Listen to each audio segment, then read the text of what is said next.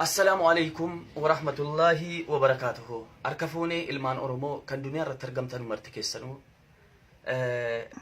أكما بيكمو منن أمجرو منا أبليس كينيا ربين كان جنتا قدو منا أبليس كينيا كان ساوث أفريقيا رتي حال حمان حال نما قابسيسون حال نما قدسيسون كان أبليس كينيا دبني محمد سيد جتشود أمانة سانينجرا أما هرمي ساني وني لنجرا إساني سبرسيسو دفني الحمد لله إساني سكبرو تجراني يعني وان هدو دبجو سنفدانو هنا سانو سي غرو غبابينان وانتجرينا جداني دبرسي وانتنا جداني أمته قرمو دونر ترجمتني أموانا دوايدان وانا دداتين جتشودام بالبلتنيس كان سبرسيسا جرتني مرتكيسنو جزاكيسن ربين برار قدا عمر يودام سكباتني مي هرمي ما مسيدين ميج أران كنافي.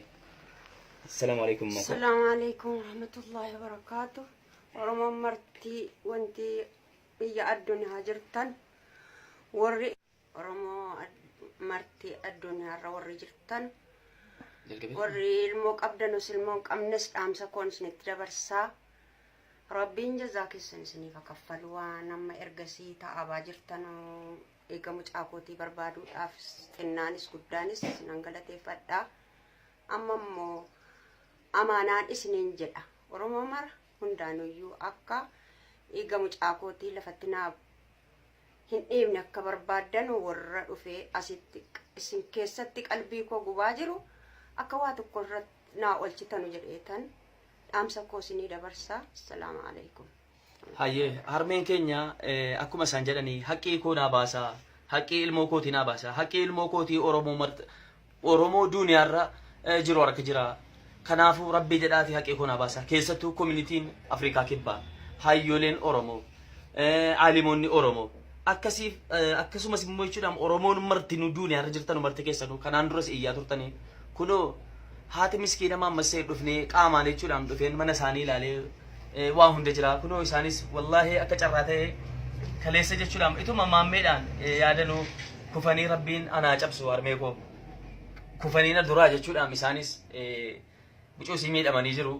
Kanaafuu jechuudhaan namoonni isaanii wal qunnamuu barbaadanu lakkoofsa isaanii yookaan lakkoofsa mucaa isaanii jira obboleessa maammee jechuudhaan kan amaan jedhama kan isaa isiniif hammattansaa kanaafuu namoonni sappoort yookaan immoo gargaaruu barbaadanus kun maammee haadha maammee bira akka dhaabbattanu kabajaan isin gaafadhaa. Ammas hayyuun Oromoo abbaan gadaa Oromoo koominitiin Oromoo piliis rabbiif rasuulii dhadhaati haqqii maammasee baasaa. Namoonni immoo holola jechuudhaan waan adda addaa irratti dheengaddas jechuudhaan ji'a hadhaan ayyaadadhaa haqqiin caalaa hin bultumee hin ba'e haqqiin intinaa hin ba'e haqqiin intinaa hin ba'ettanii hololan taane gaggeessaa turtani. Ammas harmee isaan bira taa'een isinitti himaa kanaan dura sooshaal miidiyaa irra taa'ee isinitti himaa ture. Muhammad Sa'id nama harkatti du'eedha jedhan. Eenyu ajjeese jedhuuf immoo haqqii Oromoon naaf baasuudha. Nama kana tajjeese nama kana tajjeese nama kana tajjeese miti. Kanaafuu namoonni saatii Muhammad Sa'id yeroo jiru sana keessa jirtan namoonni jechuudhaan waan kana quba qabdanu marti keessanii Oromoon duuniyaa irratti argamtanu marti keessanii waan kana irratti jechuudhaan sheer gootanii viidiyoo kana jechuudhaan haqqii Muhammad Sa'id hanga hanqii isaa ba'utti dhokfamee nafu wallaahi nafu hadda sinafu kanaan duras dubbataan ture hadda mana jara jechuudhaan mana Muhammad Sa'id itti dhalatee guddate harmee isaa bira taa'een isinitti himaa wallaahi nafu haqqii isaa hin baafne karaa barbaanne hin baafne jechuudha. Sini gare ammas nagaadhaan gaafataa jira. Sooshaal miidiyaa irra jechuudhaan namoonni hololooftanu qaanfadhaa. Keessattuu hiriyoonni koo dheengaddas isinitti meeraa ammas qaanfadhaa. Maal jettani haqqiin intinaan bahe. Namicha isa du'e jechuudhaan isa inni du'e awwaalametu jiru jechuudhaan haqqi isa kamtu bahe. Imma koo wanti isinii godhame wanti jarri godhani wanti guumaan bahe jira. Waa tokko hin jiru haasaa hololaan azanii mucaa kootiitiin du'a mucaa kootiitiin nan gubadhaa. Haasaa adda addaa moobaayiliidhaan natti dabarsanii na gubu. Waahii achi shawaa keessa utuu namni meeqa jiru haasaan natti dabarfatee gubaa jiru kana rabbi haa dubbatu. Allahu akbar. Haasaan kana caalu hin jiru. Kanaafuu waan hin beekne keessan galina waan hin taane hin dubbatina rabbiin sodaadhaa ittaqillaa namoonni hololooftan namoonni immoo haqqii deeggartan namoonni immoo haqqii jaallattanu ammas wanti isaan jedhanu waa biraa miti. Wanti isaan dubbatan wanti isaan gaafatan waa biraa miti. Akka islaamaattis haqqii isaanii haa ba'u.